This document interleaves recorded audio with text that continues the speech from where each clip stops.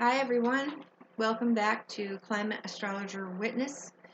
I have not changed the name yet. I am working on how to do that. I haven't had much of a chance to really work on it, but I will be changing this name to Astrologer Climate Witness eventually. So keep that in mind. Today I'm working on an article, America's Radiative Secret. It is long. Now, if you don't want to sit here and look at my face, which I don't do when I'm listening to my videos from other people, I'm usually busy doing things around my house. I wash dishes, I sweep and mop the floor, fold clothes and put them away. So if you've got things to do, you can, set up your laptop or put me on your phone and carry me around in your pocket and listen, uh, instead of sitting here to watch my face through 21 pages, just to let you know ahead of time. As for the astrology part of this, what I'm doing here every day, and especially in this article, is referring to our ongoing transformation, or should I say death and transformation, of the current civilizational structure by which we live. That is a Capricorn structure. Pluto is going through Capricorn. Pluto rules death, rebirth, and regeneration. But I don't think we're going to get the rebirth and regeneration because in many interpretations of astrology, if they're doing it correctly, you will see that there's always the positive if you end up taking it and handling the energy correctly, and there's the negative. If you don't, then things don't really turn out quite so good. So, I hate to be so harsh. People say, oh, the New Age astrology, they're always like so positive. Well, that's what we were trying to do, is help people understand that if you really take in the concepts and try to understand them in your chart and in transits that you can learn through astrology, then yes, you could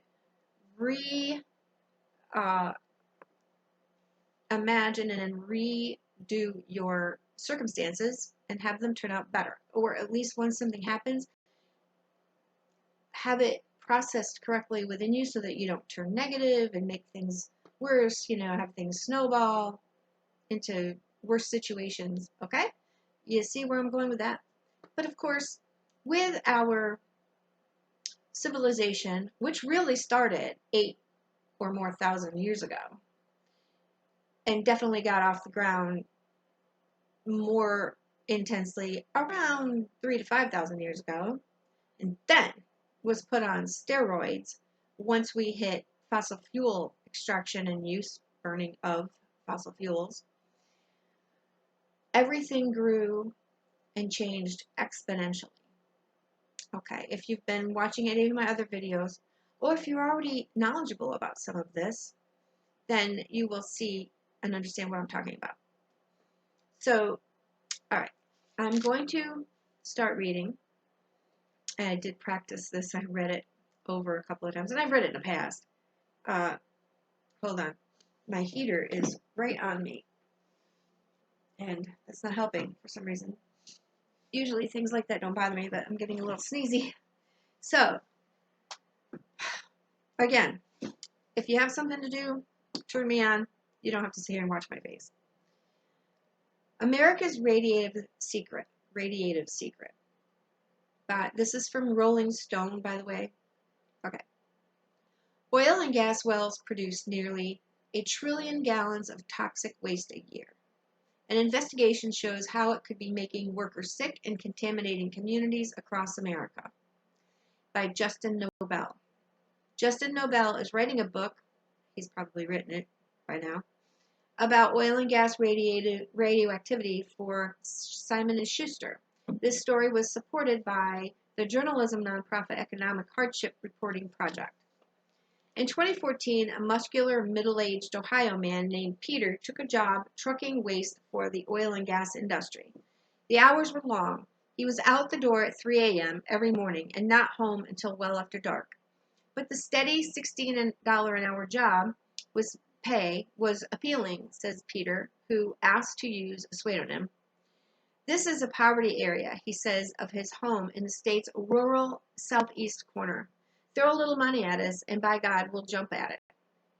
In a squat rig fitted with 5,000-gallon tank, Peter crisscrosses the expanse of farms and woods near Ohio-West Virginia-Pennsylvania border, the heart of a region that produces close to one-third of America's natural gas. He hauls a salty substance called brine, a naturally occurring waste product that gushes out of America's oil and gas wells to the tune of nearly 1 trillion gallons a year, even to flood Manhattan, almost enough to flood Manhattan, almost shin-high every single day. At most wells, far more brine is produced than oil and gas, as much as 10 times more. It collects in tanks, and like an oil and gas garbage man, Peter picks up and hauls it off to treatment plants or injection wells, where it's disposed of by being shot back into the earth. One day in 2017, Peter pulled up into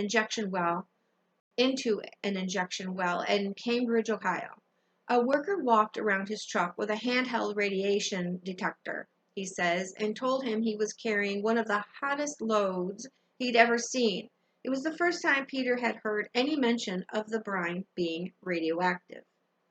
The Earth's crust is in fact peppered with radioactive elements that concentrate deep underground in oil and gas layers. This radioactivity is often pulled to the surface when oil and gas is extracted, carried largely in the brine. In popular imagination, radioactivity conjures images of nuclear meltdowns, but radiation is emitted from many common natural substances, usually presenting a fairly minor risk. Many industry representatives like to say the radioactivity in brine is so insignificant as to be on par with what we found in a banana or a granite countertop. So when Peter demanded his supervisor tell him what he was being exposed to, his concerns were brushed off. The liquid in his truck was no more radioactive than any room in your house, he was told, but Peter wasn't sure. Sorry, I had to have a little tea, my ginger tea. A little something hot to keep me going.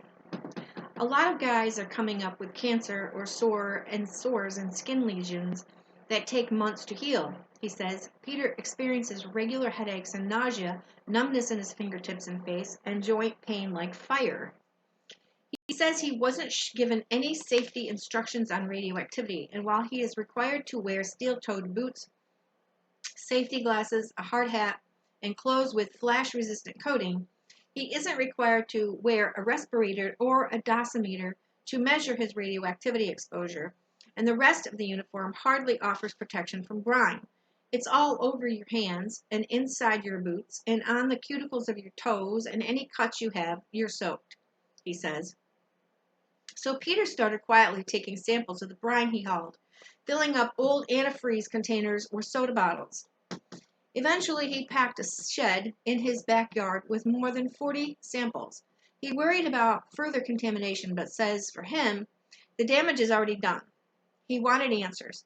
I cover my ass, he says. Then 10 or 15 years down the road, if I get sick, I want to be able to prove this.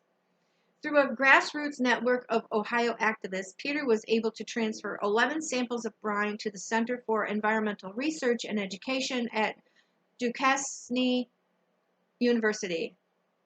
Okay, I probably should have looked up how to pronounce that, but it's Duquesne University, which had them tested in a lab at the University of Pittsburgh. The results were striking.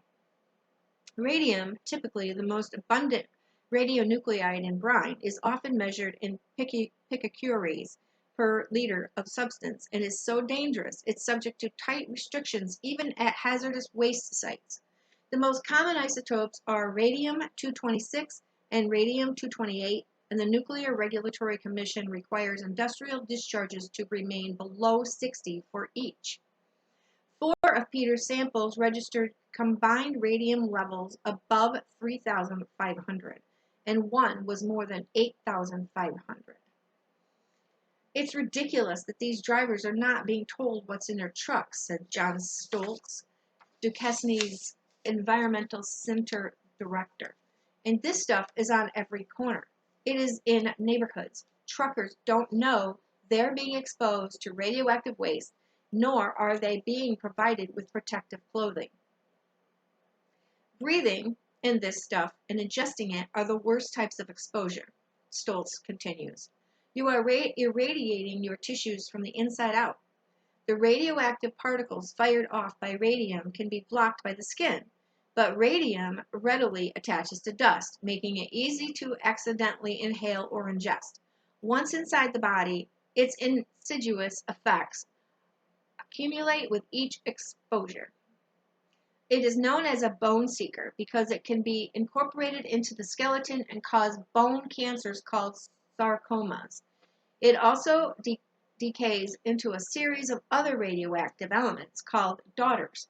The first one for radium-226 is radon, a radioactive gas and the second leading cause of lung cancer in the U.S. Radon has also been linked to chronic lymphocytic leukemia. Every exposure results in an increased risk, says Ian Fraley, a British radiation biologist. Think of it like these guys have been given negative lottery tickets, and somewhere down the line the number will come up and they will die. Peter's samples are just a drop in the bucket. Oil fields across the country, from Bakken in North Dakota to the Permian in Texas, have been found to produce brine that is highly radioactive.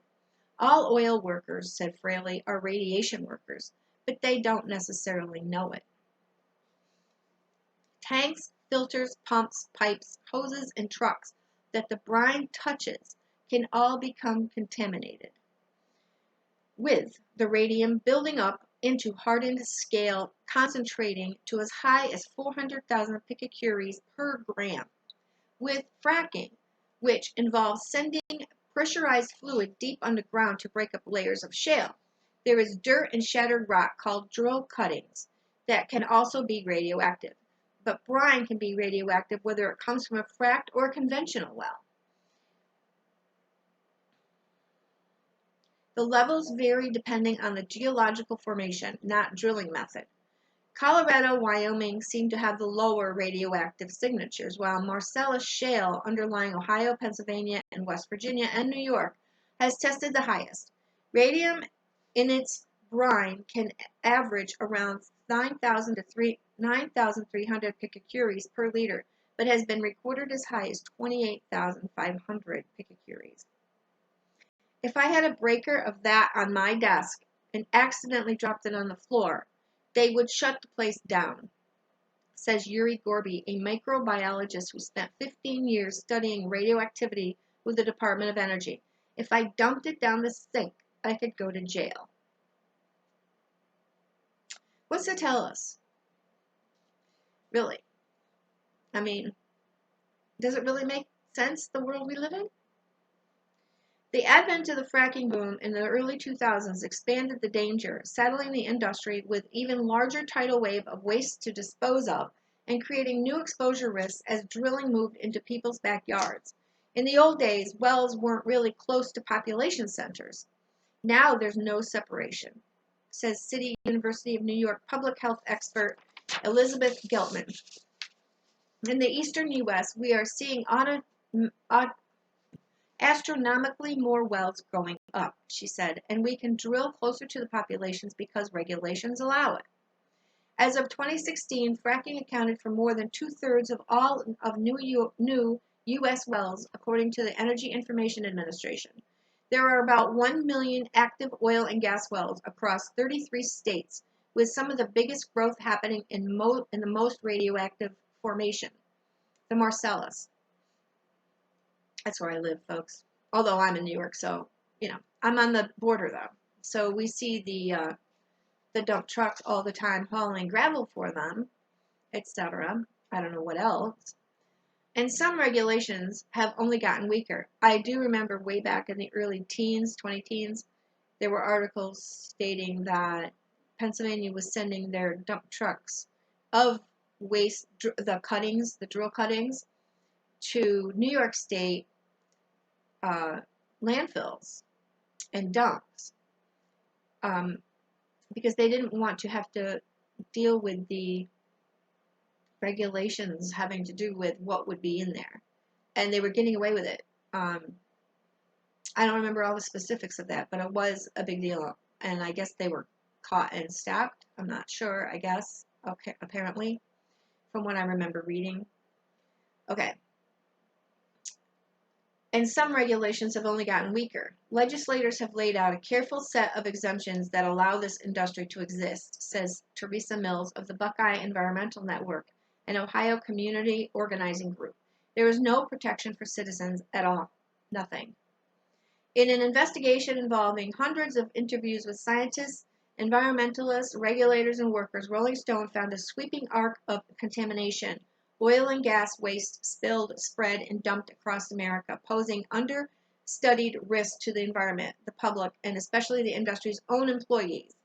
There is little public awareness of this enormous waste stream, the disposal of which could present dangers at every step, from being transported along America's highways in unmarked trucks handled by workers who are often misinformed and unprotected, leaked into waterways, and stored in dumps that are not equipped to contain the toxicity.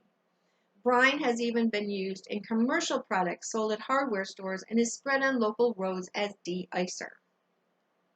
So don't pick up, anything that grows alongside of the roads. I mean, it was bad enough anyway with all the crap that's in it. Now, you're going to worry about this.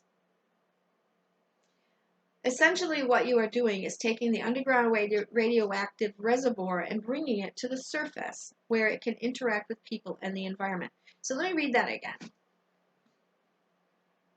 Essentially, what you are doing is taking an underground radioactive reservoir and bringing it to the surface where it can interact with people and the environment, says Marco Kaltofen, a nuclear forensics scientist at Worcester Polytechnic Institute. Us bringing this stuff to the surface is like letting out the devil, says Fraley. It is just madness. The extent of any impacts are unknown, mostly because there hasn't been enough testing. Many doctors just aren't aware of the risks.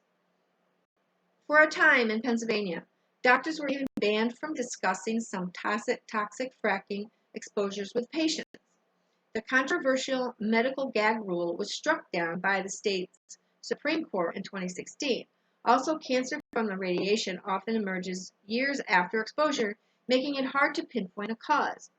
It's very difficult, says Geltman, to say the exposure is from the oil industry and not other things. You smoke too much, you drink too much, and the oil and gas industry is a master of saying you did this to yourself. Sound familiar? Sound like some other company, a big organization that sold something that was, deadly. But a set of recent legal cases argues a direct connection to occupational exposure can be made. Expert testimony in lawsuits by dozens of Louisiana oil and gas industry workers going back decades and settled in 2016 shows that pipe cleaners, welders, roughnecks, roustabouts, derrickmen, and truck drivers hauling dirty pipes and sludge all were exposed to radioactivity without their knowledge and suffered a litany of lethal cancers. An analysis program developed by the Centers for Disease Control and Prevention determined with up to 99% certainty that the cancers came from the exposure to radioactivity on the job, including inhaling dust and radioactivity accumulated on the workplace floor, known as ground shine. Their own clothes and even licking their lips or eating lunch added exposure. Marvin Resnikoff, a nuclear physicist and radioactive waste specialist who served as an expert witness, says that in every case the workers won or the industry settled. I can tell you this industry has tremendous resources and hired the best people they could, and they were not successful. Once you have the information, it is indisputable. So yes, these people, the workers, won their cases, but it didn't stop our immersement in fossil fuel industry. We're still doing it, let alone the climate change consequences and the biodiversity loss from environmental or ecosystem disruption, etc. Yeah, then you have this, right? Radioactivity was first discovered in crude oil from a well in Ontario as early as 1904, and radioactivity in brine was reported as early as the 1930s. By the 1960s, U.S. government geologists had found uranium in oil-bearing layers in Michigan, Tennessee, Oklahoma, and Texas. In the early 1970s, Exxon learned radioactivity was building up in pumps and compressors at most of its gas plants. Almost all materials of interest and use to the petroleum industry contain measurable quantities of radionuclides, states a never publicly released 1982 report by the American Petroleum Institute, the industry's principal trade group, passed to Rolling Stone by a former state regulator. Okay, so this is a report that was never publicly released from 1982. Finally, a former state regulator gave it to Rolling Stone. Rolling Stone discovered a handful of other industry reports and articles that raised concern about liability for workers' health. 1950 document from Shell Oil warned of potential connection between radioactive substances and cancer of the bone and bone marrow. In a 1991 paper, scientists with Chevron said issues such as risk to workers or the general public must be addressed. They've known about this since the development of the gamma ray log back in the 1930s, says Stuart Smith, referencing a method of measuring gamma radiation. A New Orleans-based lawyer, Smith has been trying cases pertaining to oil and gas radioactivity for 30 years and is the author of the 2015 book, Crude Justice. In Smith's first case, in 1986, a 6-month pregnant Mississippi woman was sitting on the edge of her bathtub and her hip cracked in half. Tests showed the soil in her vegetable garden had become contaminated with radium from oil field pipes her husband had cleaned in their yard. They know, Smith says. All the big majors have done the tests to determine exactly what risks workers are exposed to. Protecting workers, individuals, and communities who are near oil and natural gas operations is of paramount importance to the industry, says Cornelia Honer, a spokeswoman with the American Petroleum Institute, but the organization did not reply to specific questions about workers' exposure to radioactivity.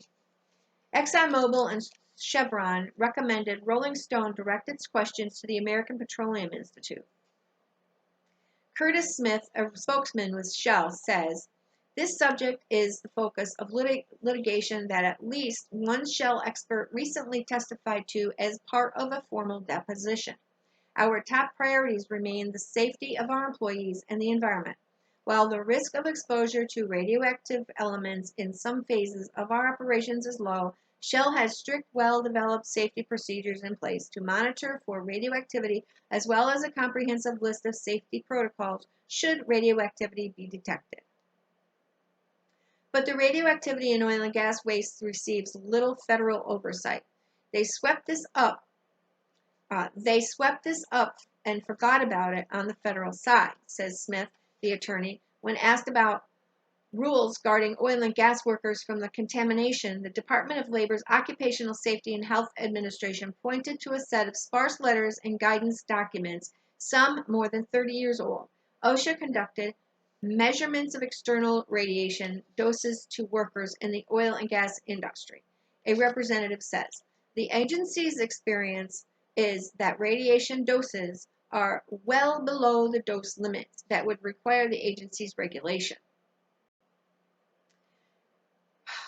The Nuclear Regulatory Commission does not have statutory authority to regulate naturally occurring radioactive material, says NRC spokesman David McIntyre. The agency has authority over, quote, materials stemming from the nuclear fuel cycle, quote, end quote, he says, adding, my understanding is that the Environmental Protection Agency is the federal regulator for oil and gas waste. There is no one federal agency that specifically regulates the radioactivity brought to the surface by oil and gas development, said an EPA representative.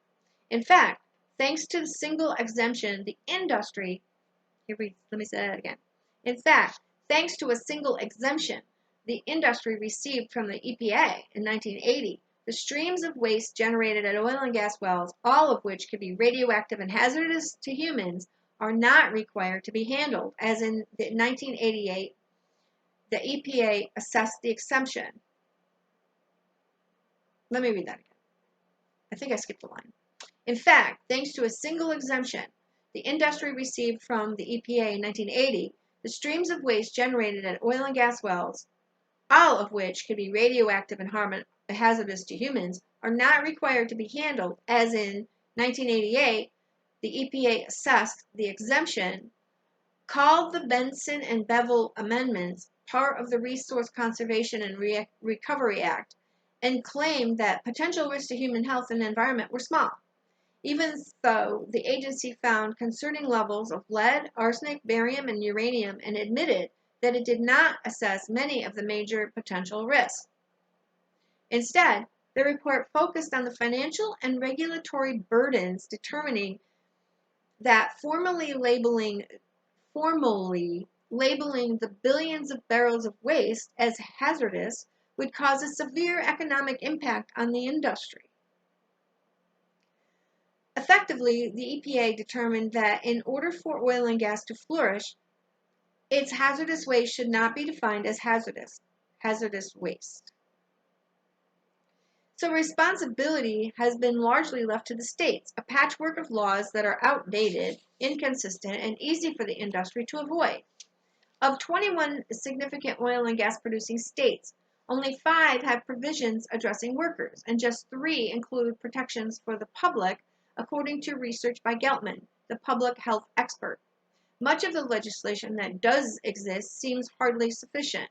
For example, in Texas, the nation's largest oil and gas producer, Department of State Health Services spokeswoman Lara Anton says the agency does not monitor oil field workers for radiation doses, nor are workers, including brine haulers, required to wear protective equipment like Tyvek suits or respirators. Hold on. I need to sit here.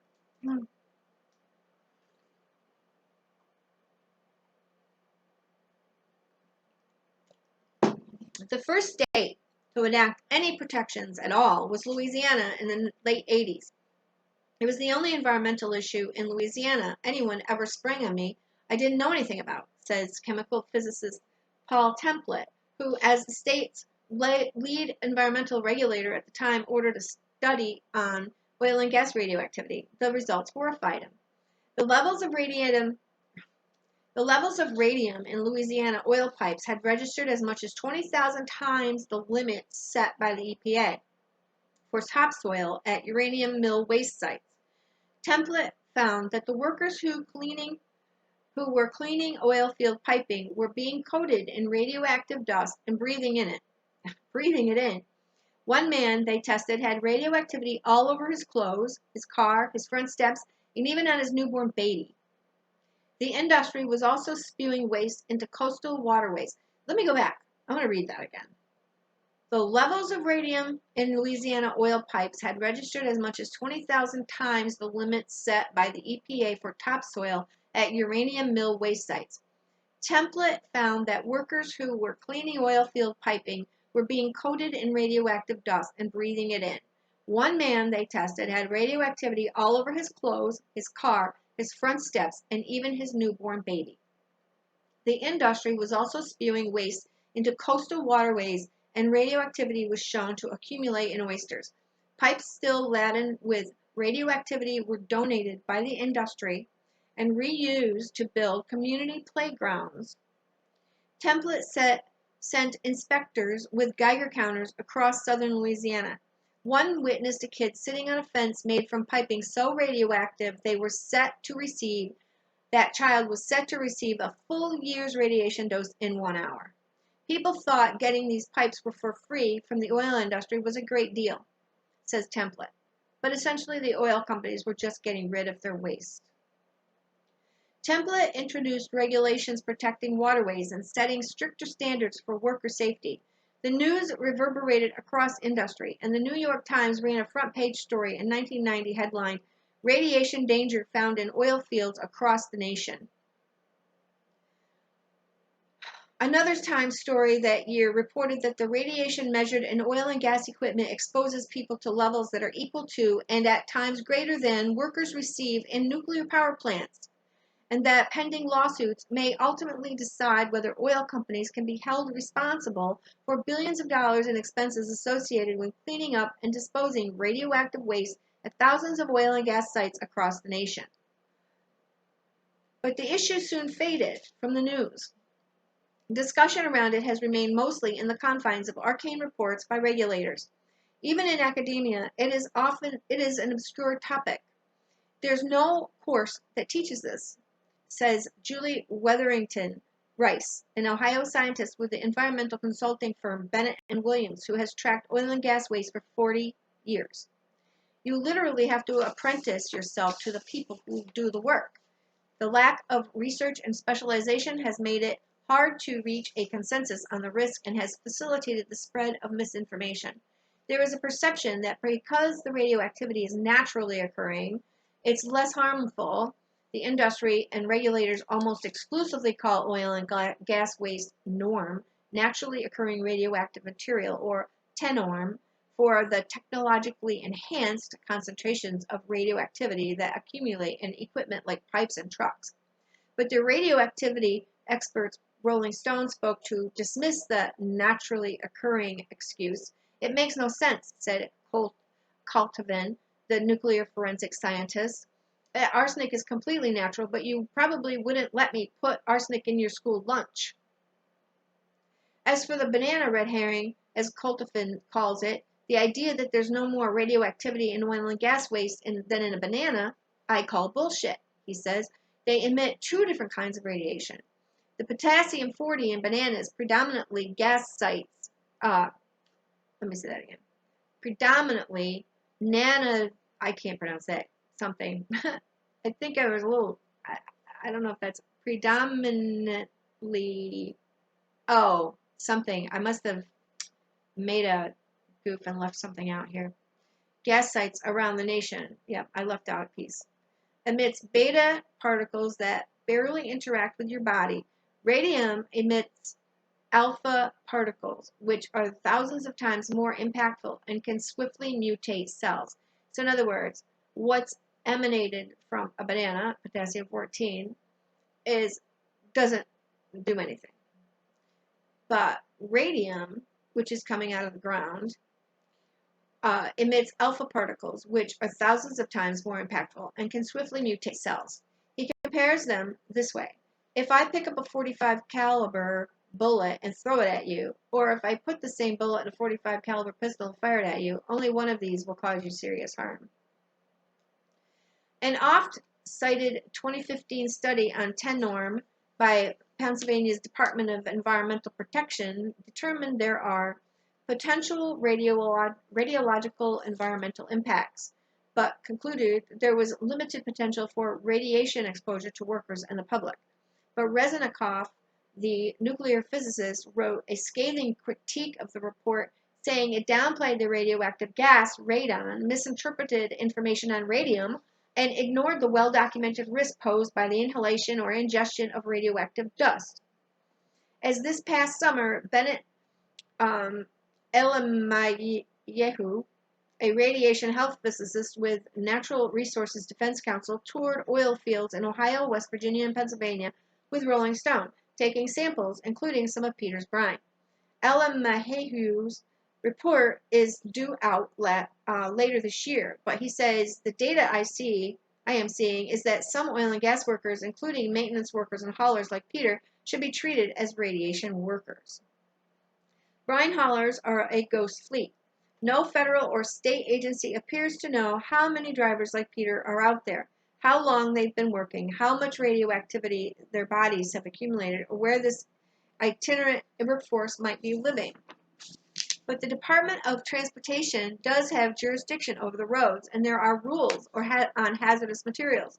Trucks with loads that contain more than the DOT radioactivity limit could be required to be placarded with a radioactivity symbol, meet strict requirements for the container carrying the radioactive substance, and uphold hazmat training requirements for the drivers. The standard brine truck cited in Pennsylvania's 2016 TENORM report would be 980 times the DOT's limit when it comes to the total accumulated amount of radium-226 in the truck, known as the consignment limit. But the truck's average radium concentration must also exceed a certain level for regulations to kick in. And according to the Texas-based TENORM expert, many Pennsylvania brine trucks might meet or just exceed that level because of the concentrated scale that can build up in the truck. But the DOT wouldn't necessarily know. Testing, says a DOT spokesman, is the responsibility of the operator at the wellhead who dispatches the brine to the hauler, and the DOT is not required to verify or confirm that analysis at all. So what they're talking about is the truck accumulates radioactivity, but what they're only measuring is what they're putting in the truck. Okay, so when you have to consider the two things together, I guess that's basically one of the things they're talking about. An overturned brine truck near Colville, Ohio in 2017. Oh, there's a picture. I didn't print out the pictures, folks. Ted Ock, an analyst with the watchdog group Frac Tracker Alliance, estimates there are at least 12,000 brine trucks operating in Ohio, Pennsylvania, and West Virginia. He says he has never seen one with a radioactivity placard. There are all sorts of examples for how often these things crash, says Ock. In 2016, a brine truck overturned on a bad curve in Barnesville, Ohio, dumping 5,000 gallons of waste. The brine water flowed across the livestock field, entering a stream and then a city reservoir, forcing the town to temporarily shut it down. The EPA's safe drinking water limit for radium is 5 picocuries per liter. In a 2014 crash in Lawrence Township, Ohio, a brine truck traveling south on Bear Run Road flipped over a guardrail and rolled down a steep bank, striking a home. In the tiny town of Torch, Ohio, elementary school archery instructor Felicia Metler, co-founder of Torch, Can Do, a volunteer group that monitors for spills and crashes of brine trucks.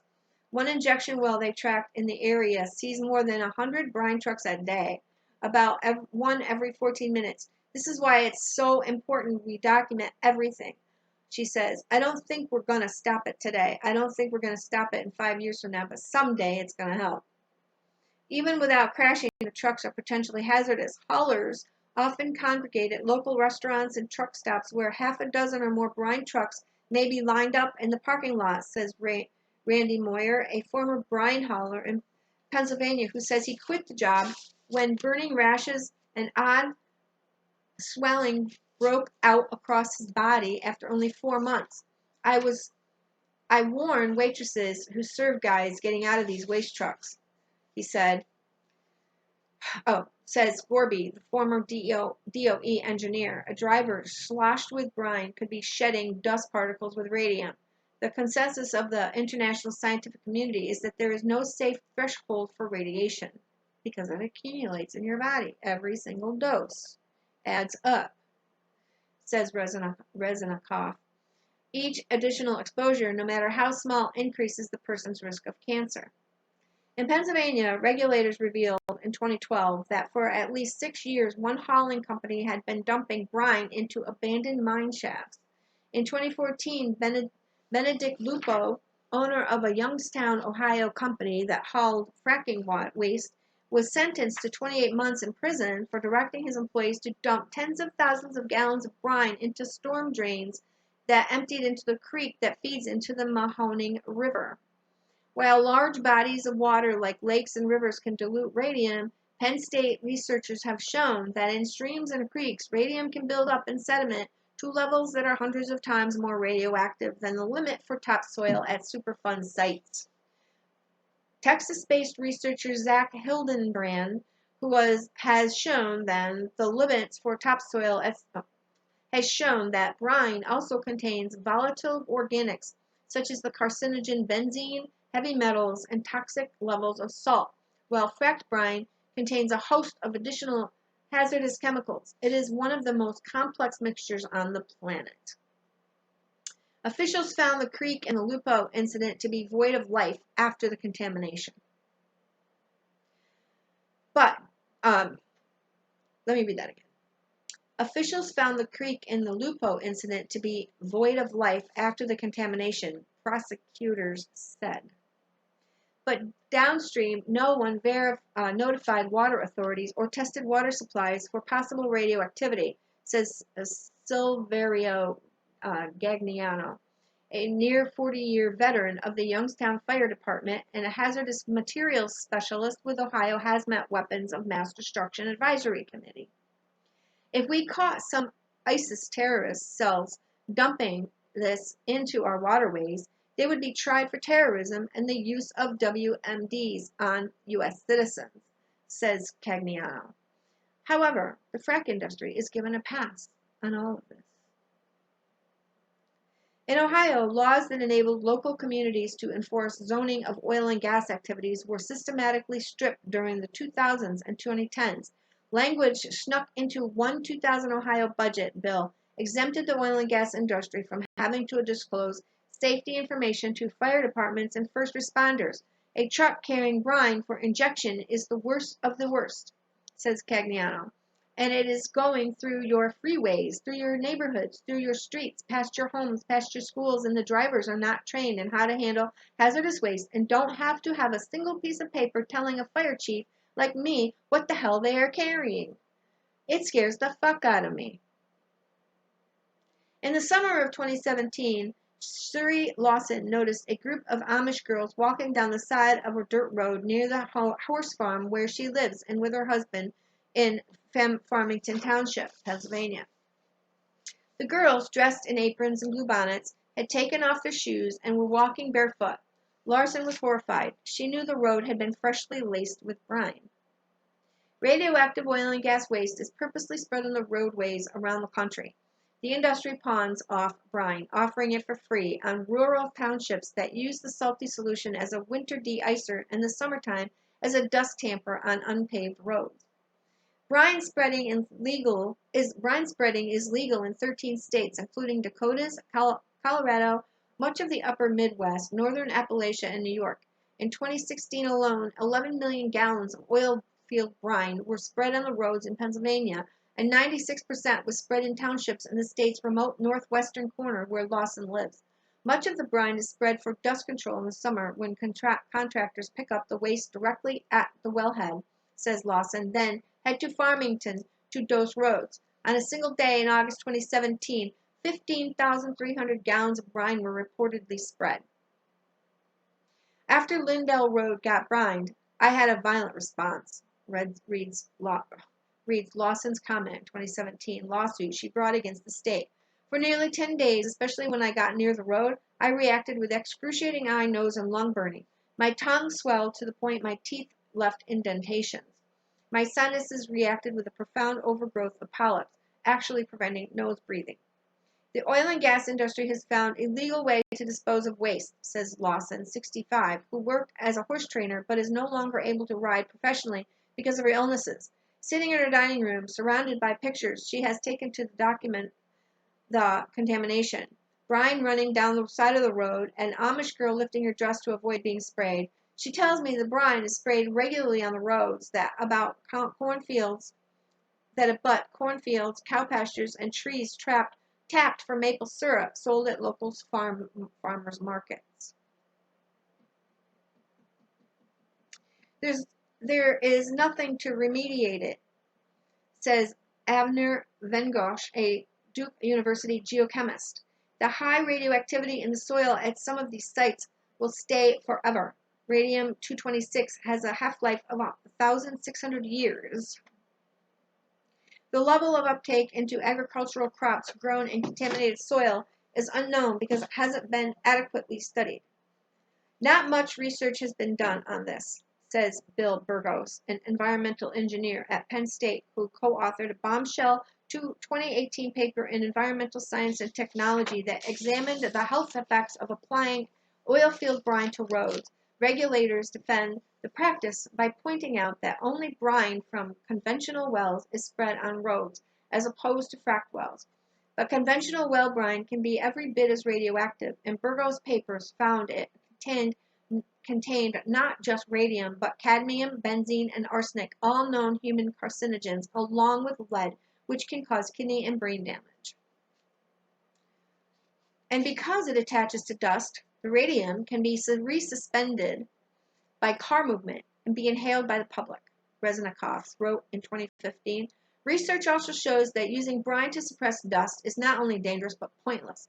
There also appears to be a complete lack of data indicating the practice is effective, reads a 2018 paper published in the European Scientific Journal. In fact, it notes the practice is likely counterproductive for dust control. As Lawson puts it is complete fucking myth that this works. After brine, the roads are dustier. But the new buzzword in the oil and gas industry is beneficial use. Quote, beneficial use, unquote. Transforming oil and gas waste into commercial products like pool salts and home de-icers.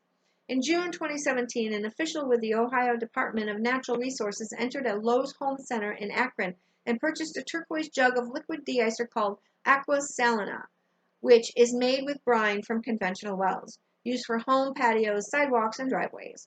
Safe for environment and pets, the label touts. Aqua Salina was found by a state lab to contain radium and levels as high as 2,491 picocuries per liter. Stoltz, the Duquesne scientists, also had the product tested and found radium levels registered 1,140 picocuries per liter. So it was double test. Aqua Salina is 400 million year old ancient seawater from Silurian age that contains a perfect natural balance of chlorides uniquely suited for snow and ice management. Dave Mansberry, owner of Duck Creek Energy, the Ohio-based company that produces Aqua Salina, tells Rolling Stone, "We recycle and repurpose this natural water to a higher purpose." He told regional news station WKRC that he soaked his sore feet in Aqua Salina. Mansberry said he tested for heavy metals and saw no red flags. Asked if he tested for radioactive elements, he stated, "We test as required by the state law and regulatory agencies. Every time you put the solution onto your front steps, you are basically causing a small radioactive spill," says Vengosh, the geochemist, who has examined Aqua Salina. "If you use it in the same place again and again, eventually you will have a buildup of radioactivity in the sediment and soil and create an ecological dead zone."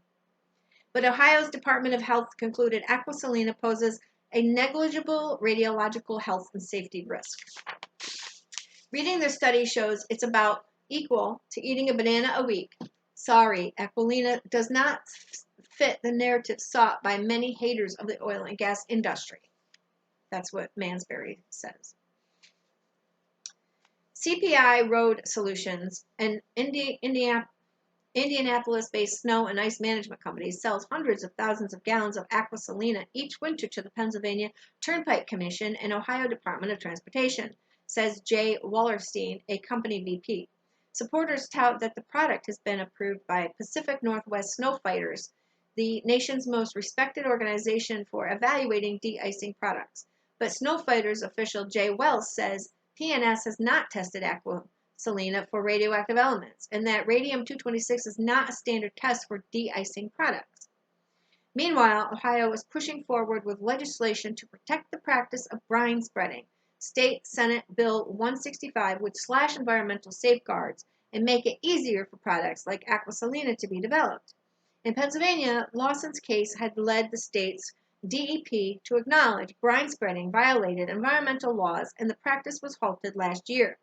But Pennsylvania House Bill 1635 and Senate Bill 790 successfully tried to greenlight the brine spreading again and even restrict the DEP's ability to test products. In October, the state Senate passed the bill without debate. Its fate remains up in the air in the state's House of Representatives. On a sunny day in September 2018, I meet with Carrie Bond and her sister, Jody, at an injection well next to the shopping plaza in Guernsey County, Ohio. As people dine on fast food and shop for the latest iPhone, trucks unload brine into giant tanks where it will wait to be shot back into the earth. The sisters, both nurses, have grown up wandering the region's woods and creeks. "We thought it was Shangri-La," says Carrie in 2012. A leasing company held a meeting at a church in town, she recalls. They told everyone they were going to be millionaires. People were high-fiving. Residents signed documents enabling the Denver-based energy company Antero Resources to begin fracking on their land. As with many people who live near fracking operations, which involve storing and mixing toxic chemicals plus a torrent of carcinogenic emissions when drilling begins, Carrie and Jody quickly started to see animals on Carrie's farm drop dead: 2 cats, 6 chickens, and a rooster. A sheep birthed babies with the heads fused together. Trees were dying. One evening, Carrie was watching a show about Chernobyl's radioactive forest, and she felt she had recognized Ohio. She bought a handheld radiation detector on Amazon and recorded radiation 3 to 7 times the normal level for southeastern Ohio in her backyard, she says. In 2016, an Ohio Department of Health official visited and said not to worry as long as people weren't exposed to these levels on a regular basis, she recalls. Hey, dude, Bond told him, we are living here. Notice problems. Ohio, because of its geology, favorable regulations, and nearness to drilling hotspots in the Marcellus, has become a preferred location for injection wells. Pennsylvania has about a dozen wells. West Virginia has just over 50. Ohio has 225. That's just the injection wells they're talking about. About 95% of brine was disposed of through injection as of 2014. Government scientists have increasingly linked the practice to earthquakes, and the public has become more and more suspicious of the site. Still, the relentless waste stream means new permits are issued all the time, and the industry is also hauling brine to treatment plants that attempt to remove the toxic and radioactive elements so the liquid can be used to frack new wells. In Ohio, no public meetings precede the construction of these treatment facilities. Many locals remain unaware they exist, and the Ohio Department of Health does not regularly monitor them. They are under the exclusive oversight of the Ohio Department of Natural Resources. To store radioactive waste or recycle, treat, process, or dispose of brine and drill cuttings, companies simply submit an application that is reviewed by the chief of the ODNR. They're called Chief's Orders facilities, and Ohio has authorized 46 of them. Companies have to submit a radiation protection plan as part of the application, and ODNR spokesman Steve Irwin says all facilities are inspected regularly, but workers' protections and knowledge of the risks still seem to be lacking. In 2014, at a now-defunct Ohio company operating under Chief's Orders EnviroClean Services, inspectors discovered a staff clueless of basic radiation safety, operating without protective gear, with no records or documentation for the waste they were receiving, and no instrument to measure it except a pocket Geiger counter that appeared to have never been used. One entry on the form documenting the inspection asked for an evaluation of individuals' understanding of radiation safety procedures. The inspector noted, unable to evaluate, no radiation safety procedures being used. Last April, I met with an oil and gas waste treatment plant operator at a restaurant besides a dusty truck stop in the panhandle of West Virginia. Cody Salisbury left Las Vegas as a teenager and bartended his way across the country before ending up in the Texas oil fields, he says, chowing down barbecue wings as we talk in a quiet corner booth, his phone buzzing repeatedly. It comes as a sludge, a nasty mess, and we separate the solids, the oil, and the water, he says. Salisbury, not divulging other treatment details but alluding to a secret sauce. He is upgrading a waste plant and has helped build 2 other in Ohio. The opening of one just a few hundred feet from a nursing home was attended by Ohio Senator Rob Portman, who applauded the regulatory relief that made it possible. Salisbury and all the workers at his plants wear dosimeter badges, which measures external radiation exposure, and they've always registered low numbers, he said. Most of oil and gas waste facilities in Ohio issue dosimeters to their workers, said an ODNR representative, and they haven't observed anyone that's exceeded the annual occupational exposure limit. But dosimeters, says Coltavin, the nuclear forensic scientist, don't register alpha particles, the type of radiation emitted by radium, and aren't able to track what a person may have inhaled or ingested. So they aren't providing insight into the key exposures these workers are likely incurring. These guys are so proud of their jobs, said Wetherington Rice, the Ohio-based scientist, and they're working with this stuff and they go home and they've got this on their clothes. They can end up contaminating their families as well. This is how this stuff works. I asked Salisbury if he and the workers have to wear radiation protective gear, and he shakes his head. There's not enough radioactivity in it. I ain't never seen anyone wearing a respirator. When asked if he is concerned about radon, he says he has never heard anything about it. There's more radioactivity coming off a cigarette, a banana, or a graphite countertop, he says. Even at facilities touted to be the best of the best, there still could be risk. Peter, the Ohio brine haulers, tells me about Clearwater plant in West Virginia, a $300 million fracking waste treatment facility completed in 2018 and run by a partnership between Ontario and the French water and waste management company Veolia. Kevin Ellis, an Ontario vice president, described the facility as the best project like this in the world, bar none, period. The plant was abruptly idled in September after less than 2 years of operation because of a steep drop in gas prices. One day last year, before it closed, Peter and I drove out toward the hulking facility. As we approached, I saw thick plumes of whitish gray steam rising up out of the series of cooling towers. An engineering report the plant filed with the state showed emissions from treatment tanks were being vented to the atmosphere after first being routed to a thermal oxidizer, a piece of equipment that can destroy hazardous pollutants, but not radon, says Reznikov.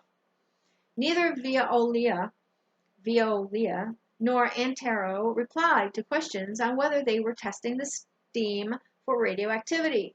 When asked if the agency was monitoring for such things, West Virginia Department of Environmental Protection Office official Casey Corbini said, the WVDEP permits are in accordance with federal and state air quality statutes, and radionuclides are not a regulated pollutant under these statutes, he added. This does not mean that radionuclides are prohibited. They are simply not regulated. Son of a bitch, he's loaded, says Jack Cruel on a rainy evening this past spring.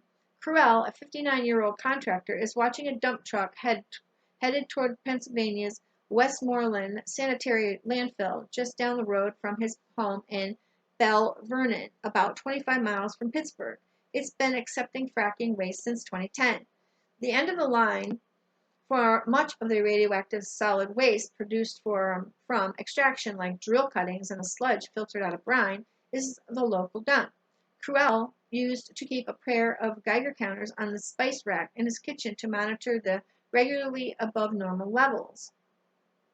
There are facilities that treat drill cuttings and sludges, downblending them with less radioactive waste to obtain a brew with a radiation content low enough to be accepted at the regional landfills. Otherwise, they have to be sent to a low-level radioactive waste site out in Utah, says Troy Mazer, a radiation safety officer I speak to from Austin Master Services, a downblending facility in Martins Ferry, Ohio. I would not like to divulge too much about our process internally, says Mazer. There is waste that comes in and that goes directly to a low-level radioactive site. It is all based on economic decision-making. October 2nd, 2019. Oops, that's another picture. Pennsylvania resident Jack Cruel kept a pair of Geiger counters on his spice rack. Oops. Okay. Let's see.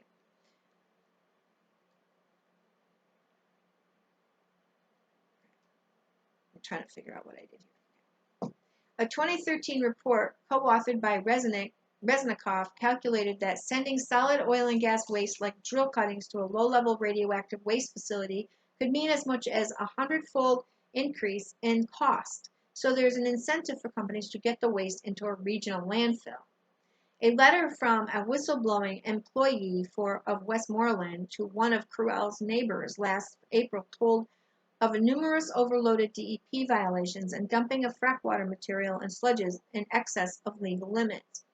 The company is getting away with everything they can, the letter said. I am writing to you because I know your quality of life is being affected and I don't want you to get a raw deal. The Westmoreland Sanitary Landfill did not reply to questions from Rolling Stone.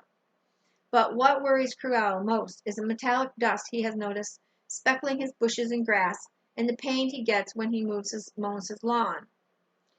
The day after I cut the grass, I have pain in my bones so bad I can't move, says Crewell, like someone taking a drill bit and drilling into your bone without anesthesia. These are the people who I worry about the most, says Wetherington Rice, because metals like radium can easily become airborne with small clay particles in the dust. You put it on top of the landfill and put a wind over it. You put it on top of the landfill and put a wind over it. What do you think is going to happen? She says, radioactive materials and other heavy metals are going to settle out over communities and people downwind. They are all hazardous, and they will all kill you eventually if you get enough of them in you. There are at least 5 landfills in West Virginia that accept drill cuttings, at least 5 in New York, 10 in Ohio, and 25 in Pennsylvania. Most of the drill cuttings are from fracking and can be radioactive. We have never knowingly buried very large quantities of known low-level radioactive waste in generic municipal solid waste landfill originally designed for household garbage. Bill Hughes, an industrial electrician who served 15 years on a board overseeing the municipal landfill in West Virginia's Wesel County, wrote to the West Virginia Department of Environmental Protection. The dangers involved, he said, might not be known for generations. In 2018, when I met Hughes, who is now deceased, he told me the issue of dealing with the industry's radioactive drill cuttings blindsided state agencies. They really weren't sure how to regulate this. Well, duh. Don't you think you better figure it out? I mean, really. The foul discharge of water passing through Westmoreland, called leachate, flowed downhill through a sewer pipe and into the Belle Vernon sewage treatment plant, where Superintendent Guy Kruppa says it was killing the microbes needed to digest the sewage. His facility has no ability to remove the radioactivity, he says. This means as long as his plant was receiving the contaminated leachate, insufficiently treated sewage and radioactivity was being spewed into the I've heard this before, Monongahela River, which runs through downtown Pittsburgh. What this place is, essentially, is a permit to pollute, says Kruppa. It's a free pass to go ahead and dump it in the river because we don't test for that stuff. We don't have to. It's a loophole. They found a way to take waste that no one else will take to the landfill and get rid of it in a liquid form. Essentially, we are the asshole of the fracking industry. Kruppa tried for months to make Pennsylvania DEP act on the dilemma, but to no avail. DEP has no evidence that would indicate levels of heavy metals or radioactive elements in leachate, says spokeswoman Lauren Fraley. The agency, it's a different Fraley, it's spelled different. The agency is not worried about the leachate entering Pennsylvania rivers. She said the DEP concluded there was no immediate or significant harm to human health or the environment given the enormous volume of water in the receiving river. But in May, a county judge ordered the landfill to stop sending the sewage plant its leachate. And there are risks even when there's a large body of water to dilute contamination. A 2018 study found that in Pennsylvania's Allegheny River, oil and gas waste was accumulating in the shells of freshwater mussels. We are putting things in the river and don't know what we're doing, and we might be putting people at risk, said Kruppa. At times, it seems like I am the only one not playing ball here, and everyone else, including the DEP, is turning their heads and telling us there's no problem. Despite dire climate warnings, the U.S. oil and gas industry is in the midst of an epic boom, what a 2018 Department of Energy paper calls an oil and gas production renaissance. Pipelines, power plants, and shipping terminals are all being developed across the nation at a dizzying pace. But in the excitement of this boom, there's little mention of the pipes, pumps, and filters in these plants that will become coated with radioactivity, or of the fountain of radioactive brine and drill cuttings spewing forth from wells, or the workers being exposed, the land being contaminated. One question I ask these companies, says Smith, the New Orleans lawyer, what have you done to go out and find all the radioactive waste you have dumped all over the United States for the past 120 years? And the answer is nothing. A 2016 lawsuit by environmental groups forced EPA to reassess its monitoring of oil and gas waste, which it had not done since before the fracking boom. In 2019, the agency concluded revisions are not necessary at this time. When I checked in with Peter around the holidays, he had collected a new batch of samples and said anxiety levels among brine haulers were at an all-time high. The other drivers are getting scared. He says the guys are wanting to get tested. The workers are going to be the canaries, said Raina Ripple of the Southwest Pennsylvania Environmental Health Project, a nonprofit public health organization that supports residents impacted by fracking. The radioactivity issue is not something we have already unpacked. Our elected leaders and public health officials don't have the knowledge to convey that we are safe. But knowledge is out there. Radium can be detected in urine. A breath test can pick up radon. Because radium builds up in the bone, even a body buried in a cemetery could convey details of someone's exposure, says Wilma Subra, a Louisiana toxicologist who first started tracking oil and gas radioactivity in the 1970s. There is a massive liability that has been lying silently below the surface for all these years, says Alan Canner, one of the nation's foremost environmental class action lawyers, who recent cases have included PFAS contamination and the Deepwater Horizon oil spill. The pieces haven't all really been put together because the industry has not really been telling the story, and regulators haven't been telling the story, and local doctors aren't informed. But at some point, I expect you will see appropriate and reasonable litigation emerge on this. If so, it could be a devastating impact on the fossil fuel industry, especially if tighter regulations were put in place and the oil and gas waste was no longer exempted by the EPA from being defined as hazardous waste. The critical component of the profit margin for these companies is that they can get rid of the waste so cheaply, says Ock of Frack Tracker Alliance. If they ever had to pay fair market value, they wouldn't be able to exist. It has been argued, said Liz Moran with the New York Public Interest Research Group, that if you closed the loophole, you would put the industry out of business. When asked what would happen to the industry if the EPA exemption were removed, University of Cincinnati legal scholar Jim O'Reilly, author of 53 textbooks on energy development and other topics, replied with a single word: disaster. Radioactivity is the way into the Death Star, says Melissa Troutman, an analyst with the environmental group Earthworks. The industry is afraid of two things, she says: losing money and losing their social license. The high cost of drilling relies on continual infusion of capital. The number of operational risks and bottlenecks continues to grow, states a 2018 article by the energy consultancy group Wood Mackenzie. But while the industry is continuously supported by Wall Street cash, social license may be a more difficult coffer to refill. Paul Templet, the former Secretary of Louisiana Department of Environmental Quality and the first state official to tackle oil's radioactivity issue, is now 79 years old and lives with his wife in an adobe house in New Mexico. But he has to return to Louisiana once every couple of months to serve as an expert in lawsuits over oil field contamination. In recent years, a growing group of landowners has discovered that the oil and gas wells that brought them riches also tarnish the property with heavy metals and radioactivity. Almost everywhere we test, we find contamination, says Templet. There are now more than 350 of these legacy lawsuits moving forward in the state. Proceedings are sealed, and it is difficult to tally sums across all cases, but Templet says it's fair to say that what began as a little nibble on the industry's pocketbook has turned into a forceful tug. They're known for 110 years. They've known for 110 years, but they haven't done anything about it, says Templet. It's the secret of the century. And so is the fact that the oil and gas industry, the fossil fuel industry, has caused climate change. And even though it's, talked about a lot more now over the past, especially 10 years, they knew from the 1850s. It was always known that burning fossil fuels was going to cause climate change. As I've stated before, the scientists at the time really thought it would take thousands of years because the world economy was tiny, a baby infant.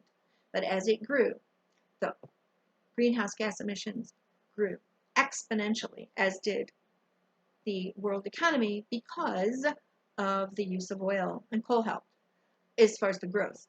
But oil is so convenient. And so it was easier to grow everything. Nothing can stop the ongoing destruction as long as we have industrial society.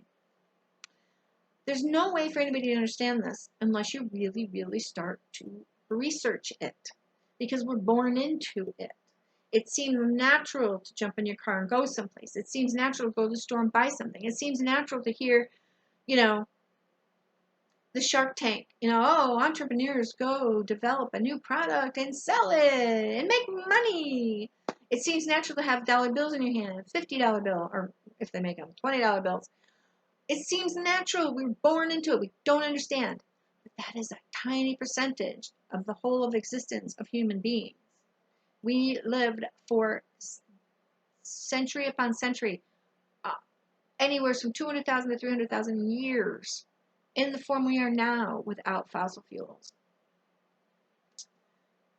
So, again, the astrology of all of this is the fact that Pluto and Capricorn, it's been there before, yes, and it has given us the chance before to learn the lessons of how to manage our society for the benefit of all, and to not destroy it, to not be Machiavellian, which is a very negative Capricorn trait, to not be expedient.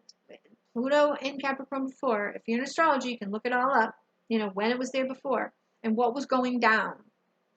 The powers that be, the negatives of Pluto, the plutocracy, will do anything to keep their power and their money and stay at the top of the hierarchy, the Capricornian hierarchy. That is going to be coming to a point, especially in the United States, as Pluto hits its 27 degrees of Capricorn. The full cycle of Pluto in the United States chart. And then by the time it leaves in around 2022, 2023, and enters Aquarius, we will see the full scale of Pluto's travelings through Capricorn. To me, there's always the both and effects of a planet through a sign, especially when you're talking about, all of humanity. The positives, hopefully, we can take down as much of the hierarchy and as much of the system as we can and transform it. The negatives, those in power, are going to do everything they can to keep their claws into it and make it work for them, okay? Now, I know this sounds very conspiratorial, but you just heard how it works for them. And it's always going to work for them because they always seem to be able to manipulate, Pluto, the resources of the planet for themselves, okay? I'm not saying those little phrases based on nothing. You can see the hierarchy, the way our system works, and you can research more about it. Now, as Pluto goes into Aquarius, how is that going to manifest? We have this whole thing coming on about science with Saturn and Jupiter, Saturn especially, in Aquarius. It's like portending, what's to come. Will people learn to accept science? But then again, with Pluto there, the powers that be will try to utilize science for their own benefit. But we need to be very skilled at our critical thinking. Now, hopefully we will have taken down a lot of the hierarchy and spread out the power structure, decentralized it, so to speak, is the goal, really. And so possibly that will start once Pluto goes into Aquarius. the uses of science, hopefully more people will try to learn and understand more about how science works so that they can be and use critical thinking skills in regards to what is shoved at us, so that they'll know, instead of just outright negating anything scientific, which is what a lot of people are doing now. They don't trust it at all, and they want to blame science for everything, so it's always a both and how a planet is working through a sign.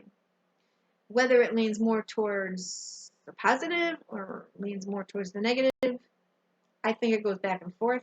I don't know. I think in the long run, because of everything that I know about climate change, Pluto is going to take everything down in Capricorn. I can't, and as far as it's entering into Aquarius, you can look at it this way.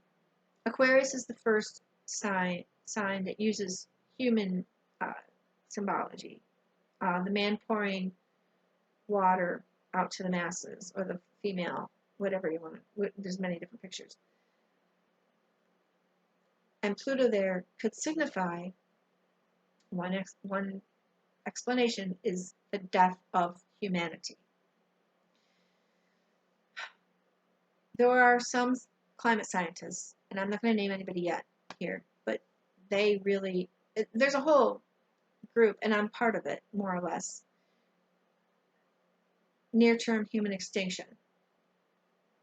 If you know what we know, it's not an exclusive group, you can learn about it. All you gotta do is read scientific journals and read all the science.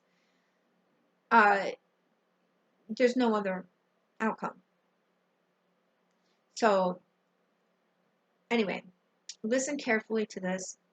Show your friends. Look it up. At Rolling Stones, again, the name of it is America's Radioactive Secret. Okay, America's Radioactive Secret. So look it up and read it yourself. Spread it around. It is unbelievable what the powers that be get away with. And we just go about our business. We have no clue. We are left clueless, and we stay that way. Because you know what? It's really hard to look it in the eye. It really is, because we're in it. We're born in it. We have to use it in order to survive with the way things are. But if there's anything we could do at all, some spaghetti to throw against the wall, see if it'll stick, it would be to push for a degrowth movement across the world. Degrowth. You'd have to look it up. How it would be put forth, again, the powers that be would make it work for them, But we could push for it and see what, there's just, otherwise it's just do nothing, Again, I at this point, I don't think it'll save us, but you could always throw that spaghetti on the wall and see if it'll stick. It could at least maybe slow things down. And the other thing it's going to do is keep the powers that be and the rich from getting over as much as they do now, anyway. It galls me that there's people that make so much money off the illness and death and inconvenience and suffering of the rest of humanity. I just can't stand it. It drives me insane. So, again, look it up. Look up more. And find me again sometime soon. Okay? This is it for today's. I know that was long, but you can always look at it, read it, listen to it in different parts, come back to it. Take care. Happy reading. Ha ha ha.